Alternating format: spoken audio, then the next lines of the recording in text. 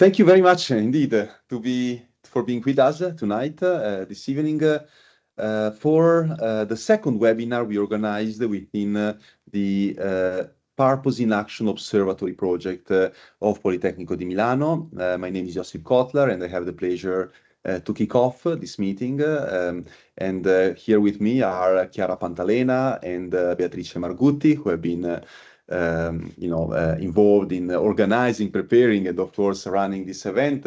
I will not yet introduce our amazing guests that we have tonight. I will say a couple of words just to introduce the meeting and the purpose and the goals of this webinar, and then I will pass on to Chiara to introduce our speakers and to guide you through two very interesting perspectives on this topic: corporate purpose at a crossroad. Corporate purpose is becoming a very relevant topic and a very relevant phenomenon also in organizations, both in Italy and abroad. And we are now very happy that we see more and more international connections, international synergies and collaborations emerging around this topic. And so today we want to talk about emerging frontiers, especially from an international perspective of international academia and international businesses. So the agenda is relatively simple. We will just provide you with a little international perspective about purpose, and specifically I have the pleasure of anticipating a new project that we are developing together with HSE Paris, which is indeed a research collaboration to span the boundaries of the Italian context and start comparing and learning from different international country contexts. Then we will have the first keynote speech. Well, I need to disclose it as it's written here. It will be Rudy Durand from HSE Paris indeed. Rudy is a dear friend and one of the most prominent scholars in the field of purpose and impact in organizations. So Rudy, welcome, and let me just say hi. Hello, thank you for having me here. Thank you for being with us. And second, Jason Cox, who is here, has been already participating in this observatory and to our projects many times. Jason is working in the area of people development and people engagement at IKEA, an amazing company that we had the opportunity to learn about its purpose and how it practices it. And Jason will tell us today about IKEA's journey towards a better everyday life. So welcome, Jason, and I look forward to listening to you. Thank you. Great to be here. That's amazing. We can move on. For those of you who don't know us, let me just briefly remind you, Innovation Strategy and Family Business is a research group of Politecnico di Milano. I have the pleasure to be one of the founders and research directors of this research group. The group combines academic research, advanced training, networking, practical experience. So we really operate across multiple contexts, and the idea is to support and add value to the conversation around important topics for business transformation and impact.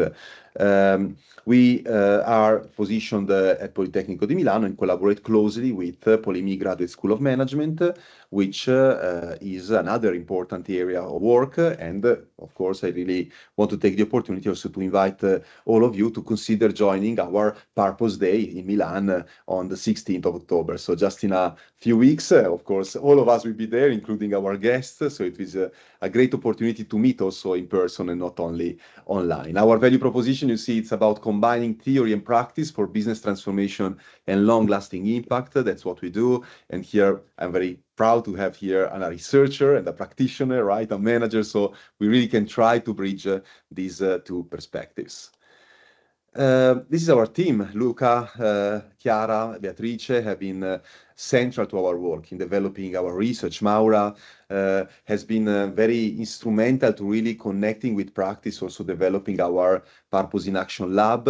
And of course, my colleague Federico Frattini today couldn't be with us for this specific webinar, but is a never-lasting source of insights and support for all of our activities. So thank you to all of you. I often find myself to be the one speaking in these events, but really this is a teamwork. So this is just the face for today. One topic that is starting to emerge and is attracting a lot of attention, and we are getting really excited about, is this connection between purpose and AI. That's something that we see more and more prominent. Well, purpose, something very intangible related to organizational culture, values, impact, and AI, which is a largely technology-based conversation. So initially we thought we didn't see the connection, but more and more we see this as a very, very important topic.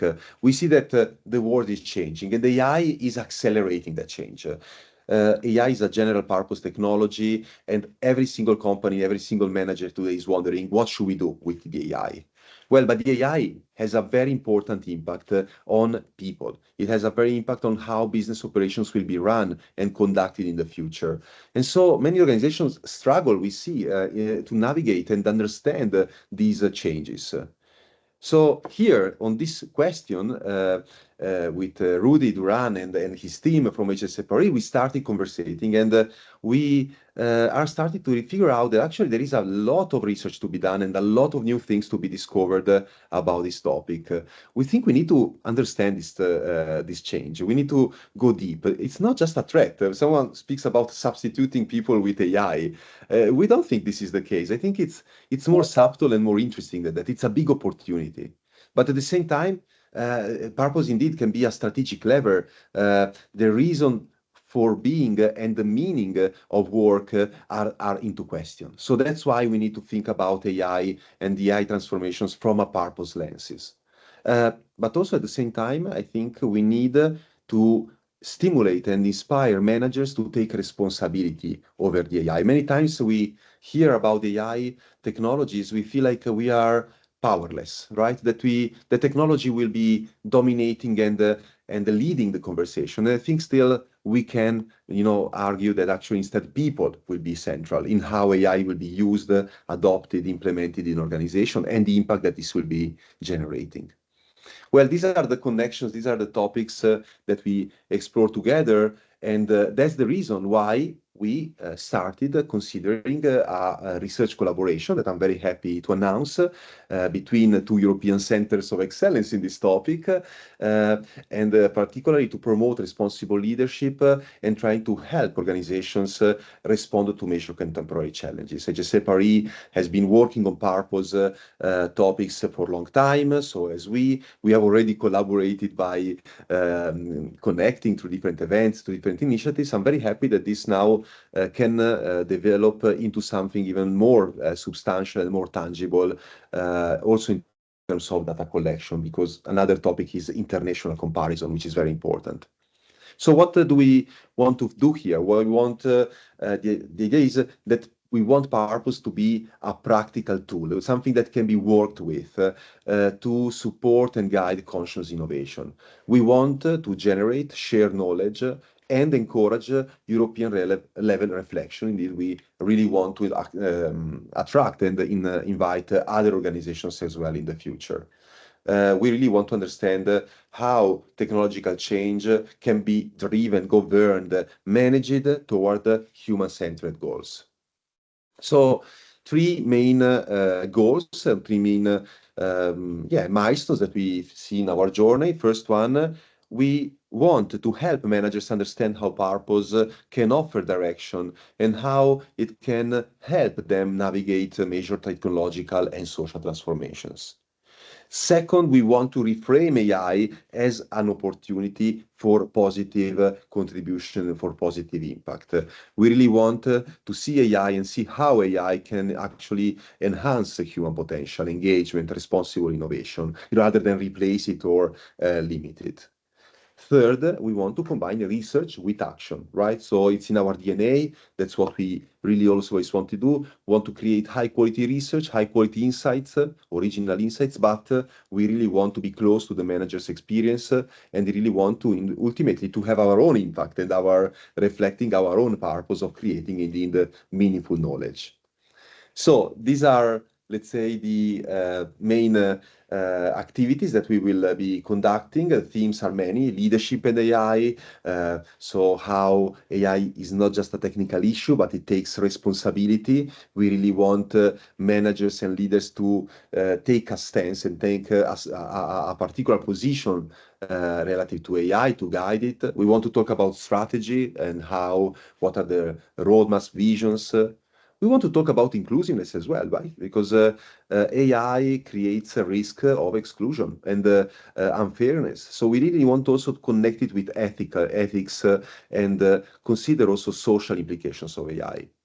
We are all educators, so obviously we want to explore how AI can help students become more critical thinkers, better able to engage in critical thinking and learning. And finally, we want to look at work and AI, because AI clearly raises questions about the future of work and the meaning of work as well. We are in the process of launching a new survey, a new questionnaire, which will be an international one. And we like past, if you're here, probably you know our previous surveys and research. Here we want to collect the in-depth insight from a large pool of managers so that we can see what is the state of the art. But at the same time, creating this partnership with HSE Paris really offers us the opportunity for a first comparison across cultures.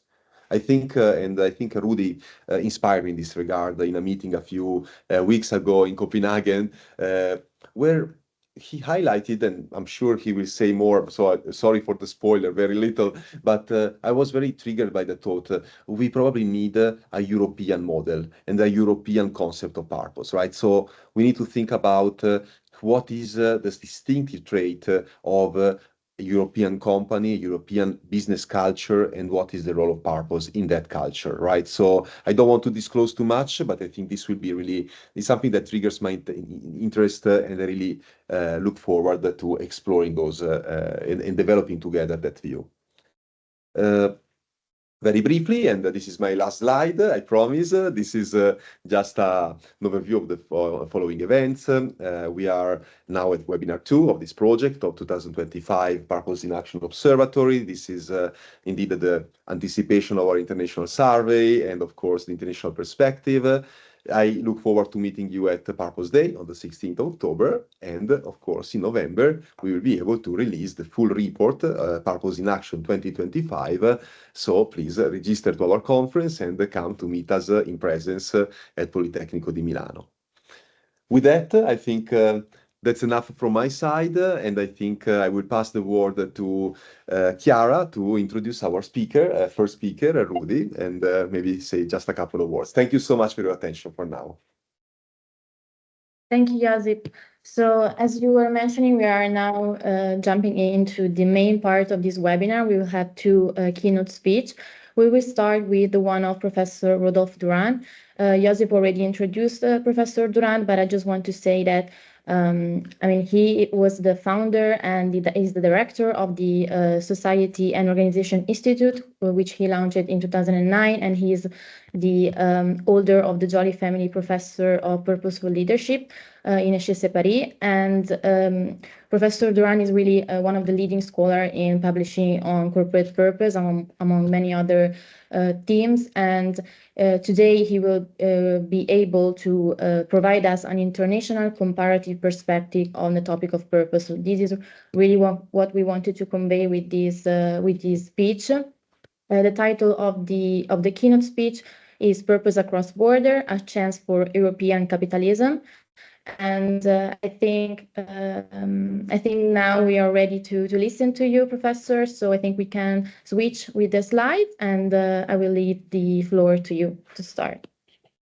Thank you so much. I mean, it's a great honor just to be here and to talk to you all. I mean, and so thank you for the invitation again. So Yes. So what I want to do here is actually to share some of the ideas, the research, as Josep introduced, about purpose and the fact that it could be something distinctive relative to the US or even other sort of capitalism that exist across the globe. So bear with me. I have just 3 ideas to share. So the first one is defining purpose and thinking about whether purpose brings performance to the firm. Just by defining it, I will be taking existing definitions from colleagues like Claudine Gartenberg and other people like Pratt, for Mike Pratt, for instance. And they say that corporate purpose is the set of beliefs about the meaning of a firm's work beyond quantitative measures of financial performance. So it's a set of beliefs about the meaning of a firm's work. And actually, when Josip was introducing the idea of purpose, you really mentioned this idea of work. So what the firm is doing, why is doing what it's doing, its reason for being, its raison d'être, and why me in this company, I'm doing what I'm doing. What Pratt and Hedden says that the corporate purpose justifies why the work done is worth doing. And you see that with this definition in mind, you don't necessarily imply that purpose is pro-social. So purpose is not ESG. Purpose is not CSR. I was recently with a company for which the purpose is just to offer the best technical possible products. And so for them, the set of beliefs about the meaning of a firm's work is just to offer to their clients, to their professional clients, the best tools, if you wish, possible at one given time, based on the technological evolutions that actually this company is driving as well. So why the work done is worth doing is not necessarily pro-social. So we have, now that we have this definition in mind, and if we had the possibility to discuss it, I mean, I'm sure you would have questions. I will be using some of my work with Shangua Huyn, a colleague at ESCP Paris, where actually we said that there are 3 ways about how purpose could be related to performance. The first one is a statement approach.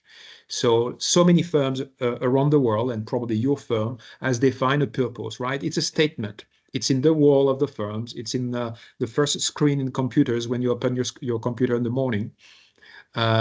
This is the statement. Then you have the experience-based approach. So here it's closer to the definition I just gave, which is how people within the firm can reflect on, express, articulate what the meaning, why the work I'm doing is worth doing, the meaning, the pride, the comprehension, the reasons for doing what they're doing. So this is the experience. And here you don't talk to CEOs, top execs, you just talk to people in the company or to clients, and you ask whether this firm is acting, is serving you in a way that actually meets the bill. And the last version of purpose is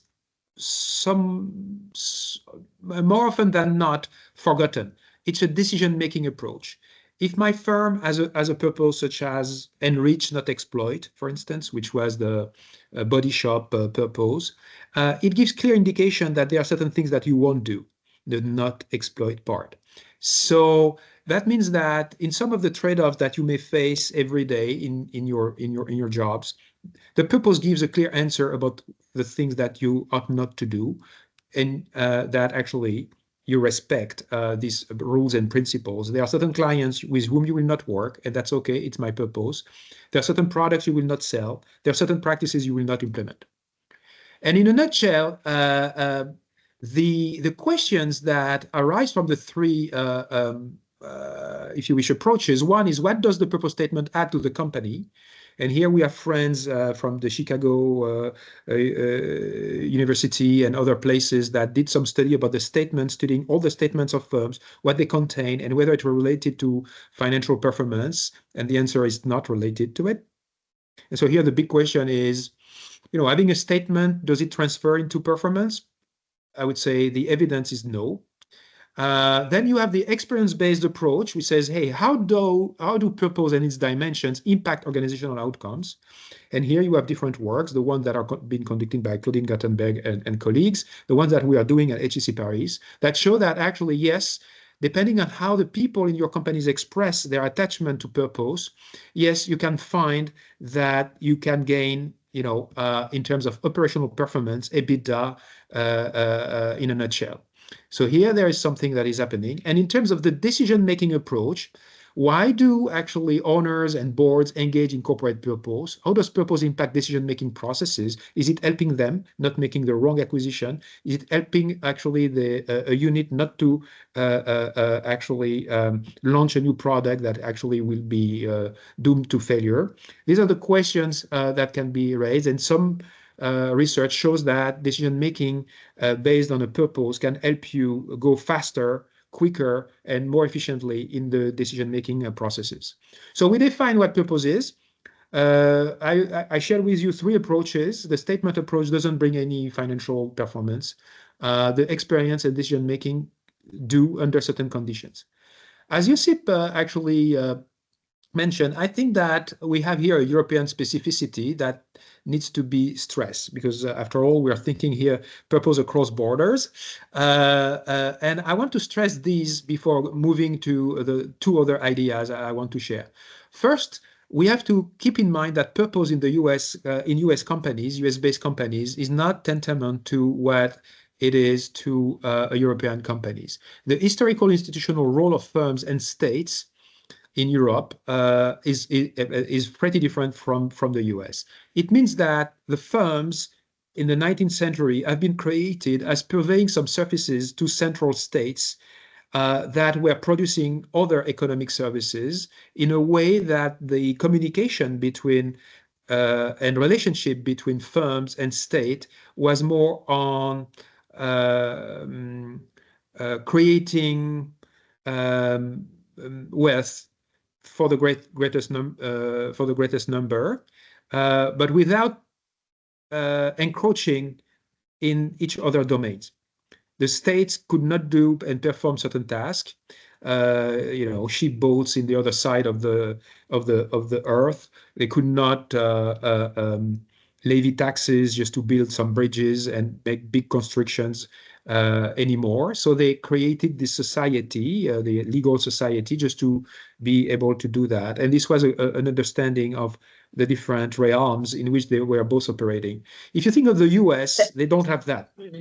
They basically have a federal state, but where the firms have been instituted, I would say, as the dominant actor for economic growth. It's very different, and we should keep this in mind. So that means that when you have the notion of fiduciary duty in the US, it's really deeply rooted in their historical institutional reason. And when you have, libertarian views about reducing the state, it means that the firm's role more and more is basically to generate profits, because this is their function. Therefore, the common goods or the public goods are not taken so much into consideration in their definition and their purpose.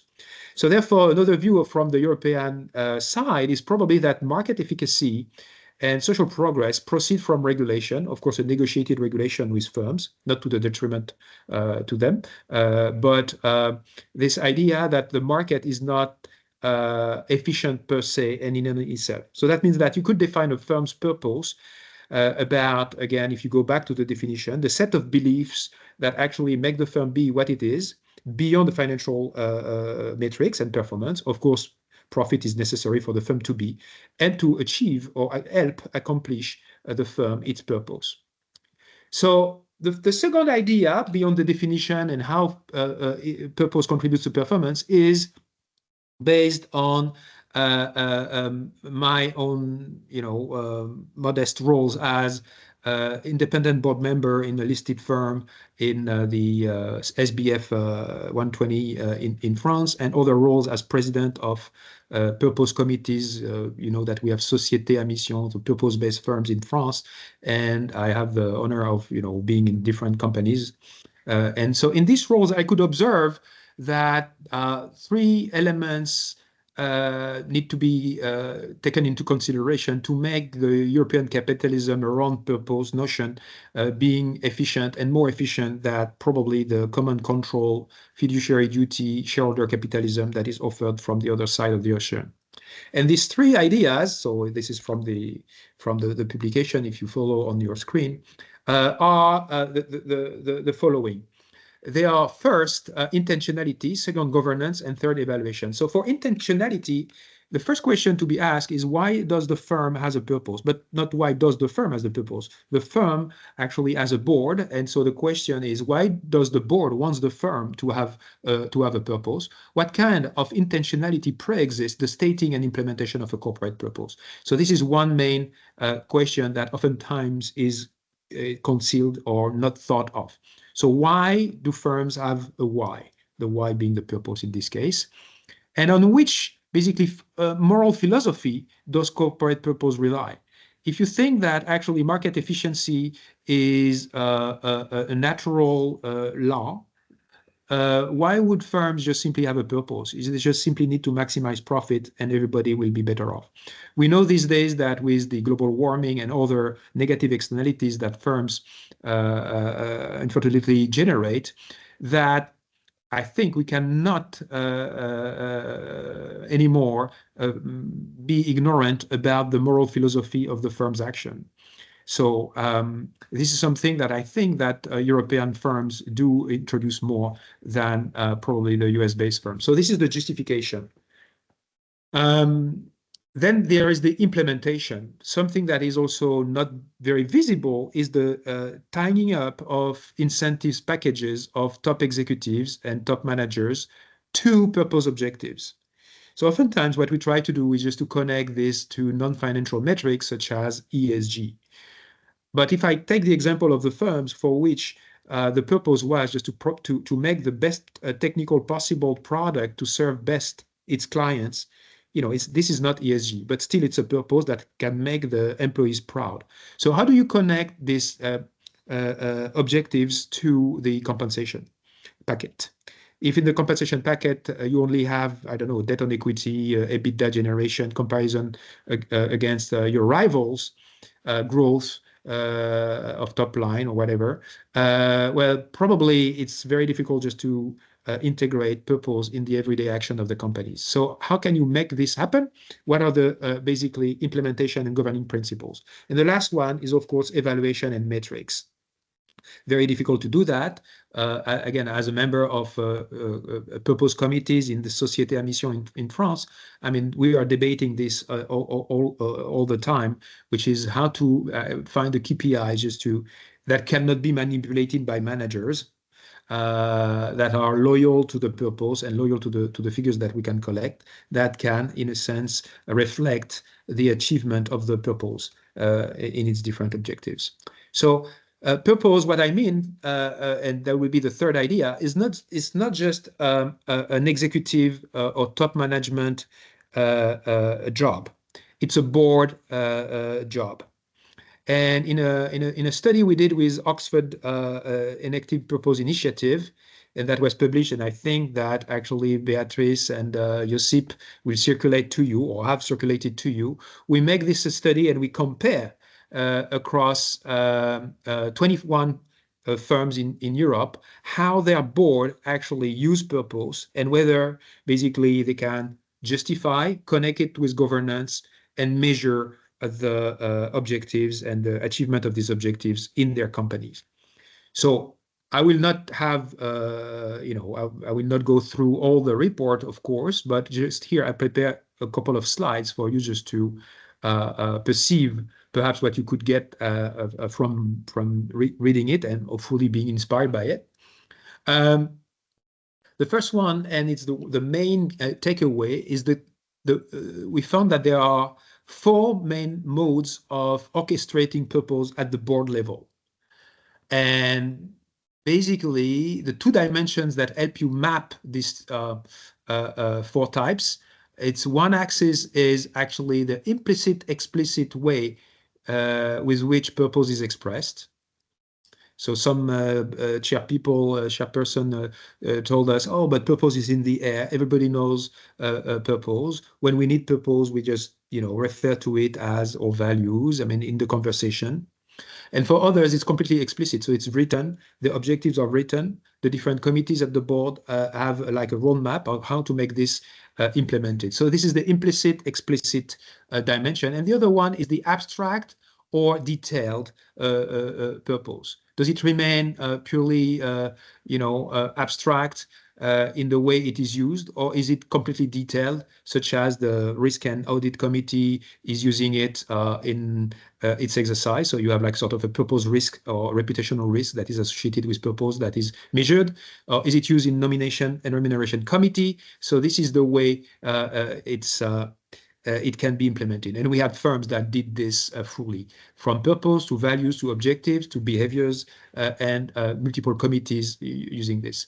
And so if you take the implicit, explicit, detailed, abstract, you have basically 4 types. The first one is sort of the slogan or motto, is just, in the air, used but not so often referred to, assuming that everybody knows about it, but not completely used in everyday decisions. And the extreme opposite would be compass, where actually is completely explicit and detailed in the different processes and different committees. The 2 others are style and guide. And then what we did, we interviewed, the CEOs and top executives in these companies to determine whether, if their board was using purpose as a motto, as a style, as a guide or a compass, what was their perspective on this? And for each type of orchestration, you have in the report the pros and cons as seen from the executive's point of view. So for instance, the motto, the cons is that basically there's a potential lack of cohesion as managers and staff define the purpose and the values for themselves. They don't know exactly on what they will be measured. There is no link with incentives, and so it's very fluid.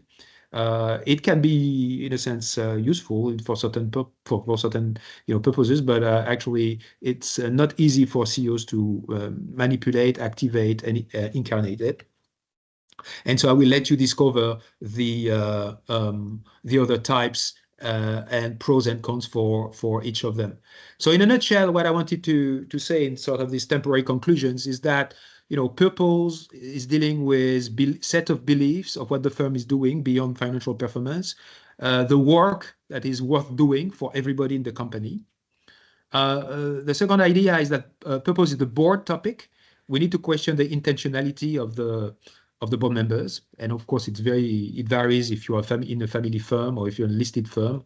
Of course, the governance incentives and the evaluation criteria, the way you use it. And keeping in mind that CEO and executives can implement purpose-based strategies, of course, the more it's explicit and detailed, but also they can fool boards depending on the orchestration mode, right? Especially if you are in the style or in the, maybe not less style, but in the motto type. You can say whatever you want that is related to purpose. So some personalities will find it, acceptable and actually a benefit. Others will find it like a problem. So the main lesson from that is that you need alignment. I'm not criticizing the fact that you could use purpose at the board level as a motto per se, but that you should be aligned in what you expect from the top management in that case, and not to be too demanding to them. As much as if you want this to be a real compass, you have to put in place the different means to really determine the intentions, the incentive policy, the evaluation, and the usage of this in the different nomination, remuneration, acquisitions, and all the strategic functions that the board operates. Thank you very much. I hope you found it useful for your own reflection and practice. Thank you very much, Professor Duran. I think it was really, really valuable, all the insight and also framework that you share. I think could be very useful for our audience. And just to repeat that we will, as you mentioned, we will share the report that you send us and that you talk about in this presentation, along with the recording of this event. So everyone with interest will find all the material to deep dive into. and that we will see again at the Purpose Day in Milan, the 16th of October. So I hope we can continue our conversation there for all those who will join. So thank you again for this presentation. If there are any questions, I think the participant can use the chat. Maybe we have a few minutes to respond to them. But in the meantime, I want to introduce our next keynote speaker. So we have Jason Cox, who is country leadership and competence leader in IKEA. So we thought about complementing this perspective provided by Professor Duranzo from the academia world with one who comes from the business world. And I think Jason will have a really valuable position in sharing some insight that he applied and learned from his work in IKEA, and hopefully will share insight that will be helpful for the participant in the audience. So the title of the speech by Jason is IKEA Journey Towards a Better Everyday Life. And I think I can leave the word to you, Jason, for your presentation. Thank you very much. Thank you. Thanks a lot, and thanks, Rudy. I think I got a lot from your speech, and I'm going to actually tail back to some things you said. I'm starting with the purpose. In IKEA, it's to create a better life, a better everyday life for the many people. And over the years, I've come to realize that this isn't just a slogan we print on posters or put on slides. It's actually a compass, or from Rudy's table, it's explicit and detailed. It helps us navigate decisions, especially when the path isn't clear. But what remarkable is, I find, it's how consistently the purpose shows up in our actions. It's not just in big investments, but it's in the small, steady choices we make every day. So just to give you a few examples, every strategic meeting, no matter the topic, starts with our purpose, our business idea and our people idea. They are connected. And it's not just tradition, it's actually intention. It reminds us where we come from and why it matters. So as Rudy said, purpose is truly a board topic. When our leaders share business plans or market strategies, they always connect the dots back to our purpose. So you can trace the line from vision to tactic all the way through. That's how you keep the purpose alive, not by repeating it, but by living it. So it's not in the words or on a motto, which could actually use. But if you want it to be consistent, you actually have to live it. Talking about people, if you look at the turnover rates among millennials and Gen X at IKEA, so not the youngest generation, something interesting happens. You will see high engagement and low turnover. Why is that? Because once people spend a few years in the company, they see the consistency, they feel the truthfulness of the purpose, and they start investing their energy and commitment into it. Because who wouldn't want to be part of a movement that simply wants to make everyday life better? I think that's the beauty of the purpose. It just makes sense for anyone. I once heard a people leader share with his new hires, we don't sell furniture here. We help people live better every day. That better life might come in the form of a new couch or colorful bed textiles or a set of pots and pans for someone moving out on their own for the first time. That's what purpose means to us. It's not just a direction, it's a responsibility.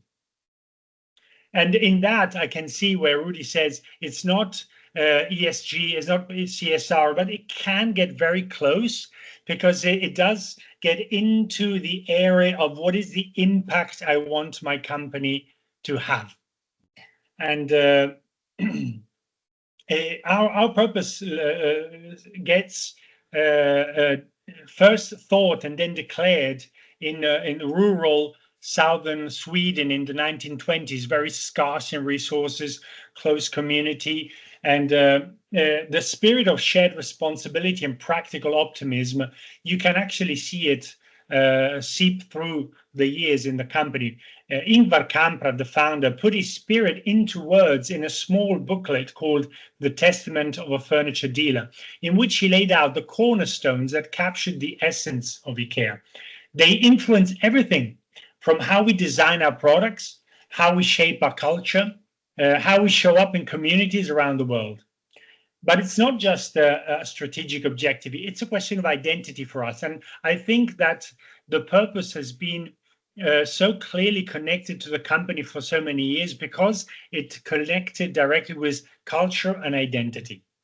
Of course, the world around us changes faster and the company enlarges. So being present in over 30 markets means that we need to be flexible while staying consistent. And in some countries, our focus might be more in affordability. In others, is more sustainability or inclusion.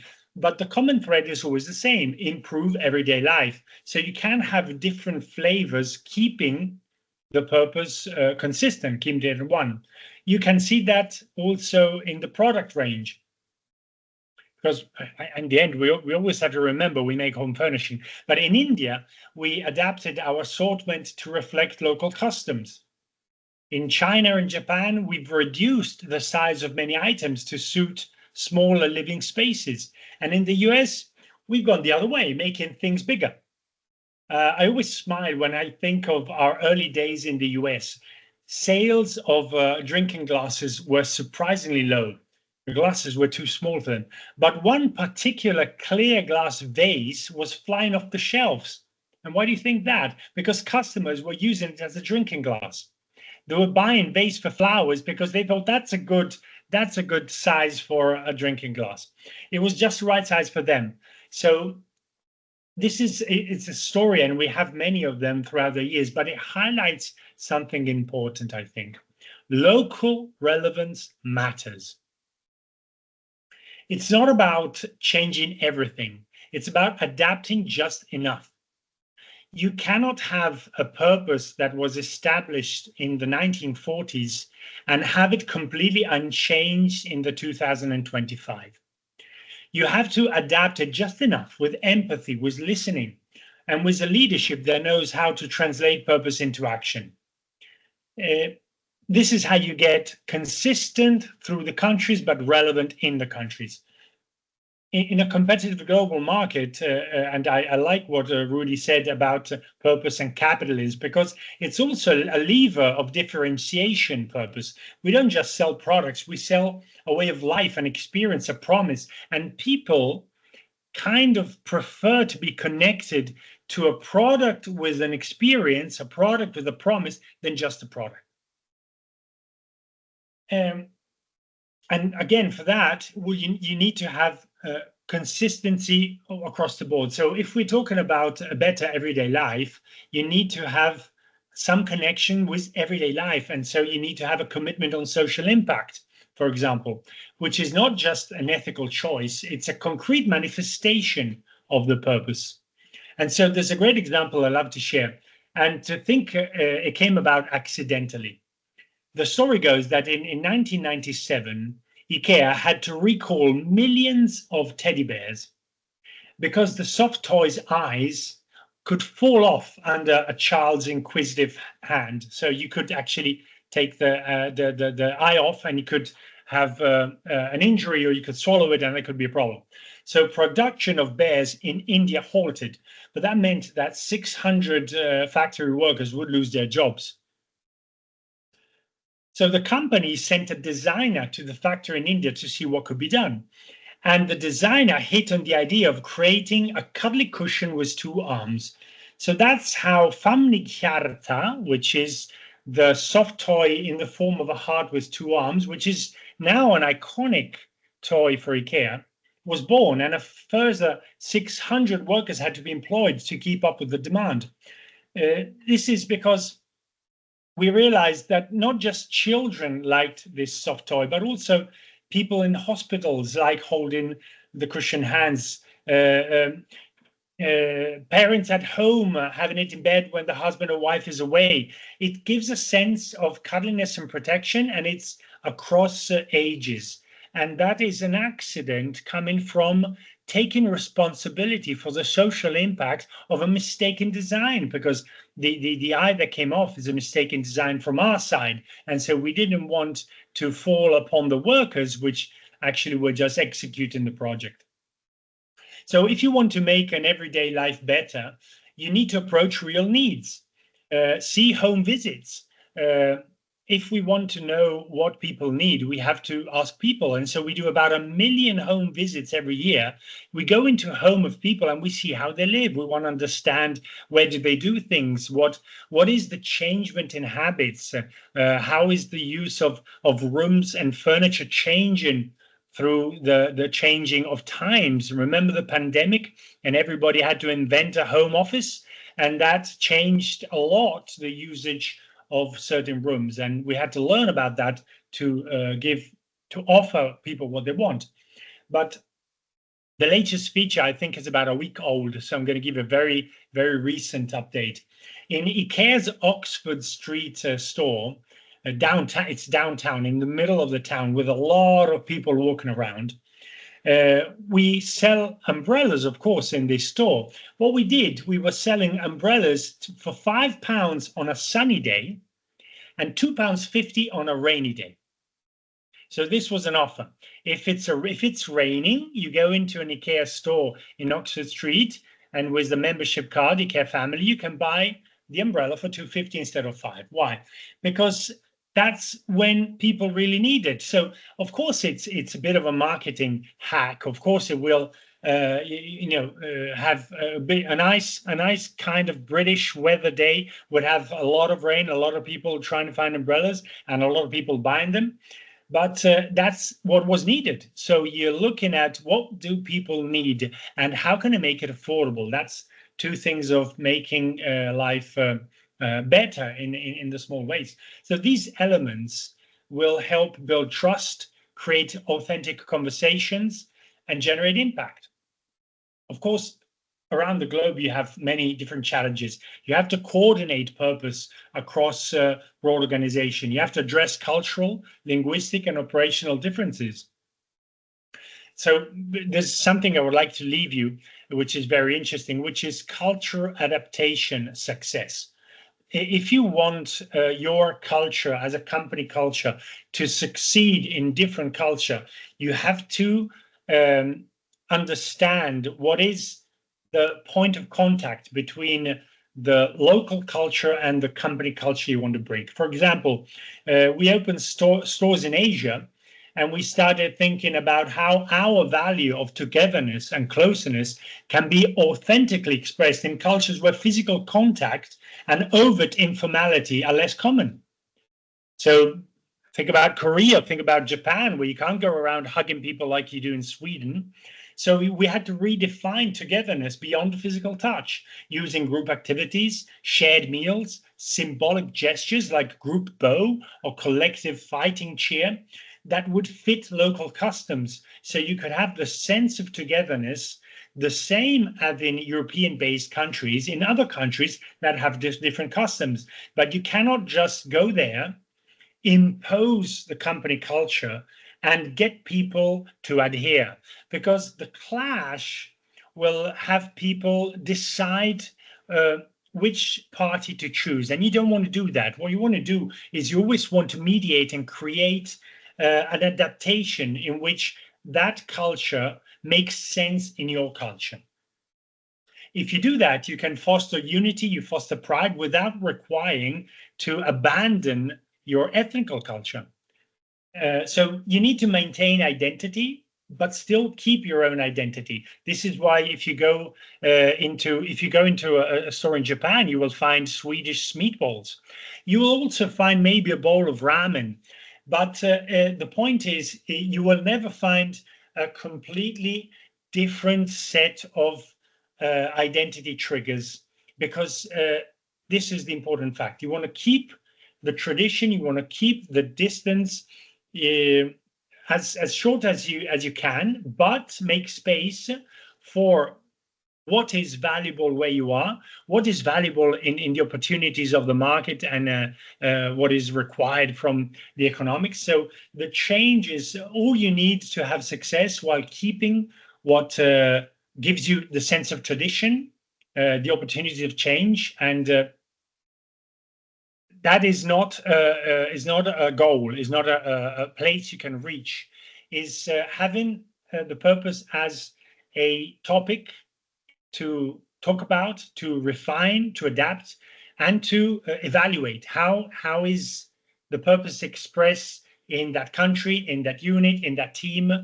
How does it trickle down through the business idea, through the people idea, and how are our main and critical decisions connected? If you have that conversation all the time, it remains an important topic, and you can make all the minor adjustments to keep it relevant and to keep it consistent. Thank you very much, Jason.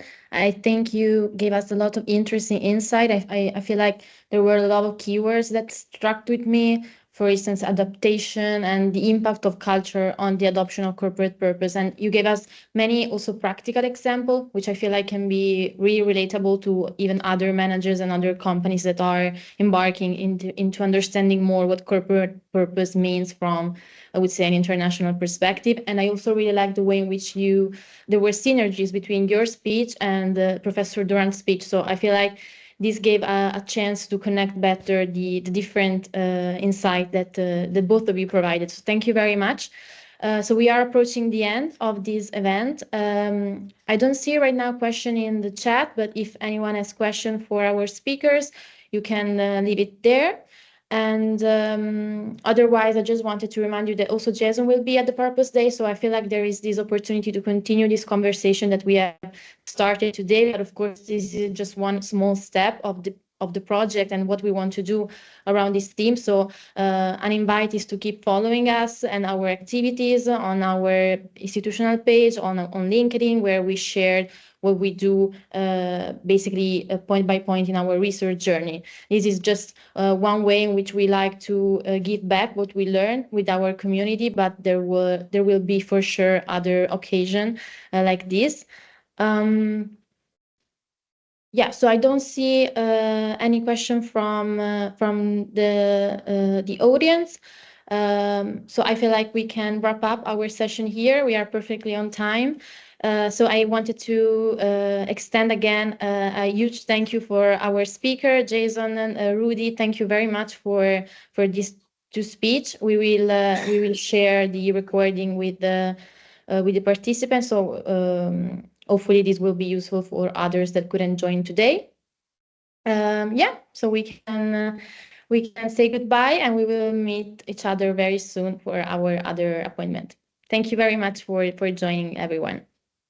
Bye. Thank you, Bye. everyone. Bye-bye. Thank you.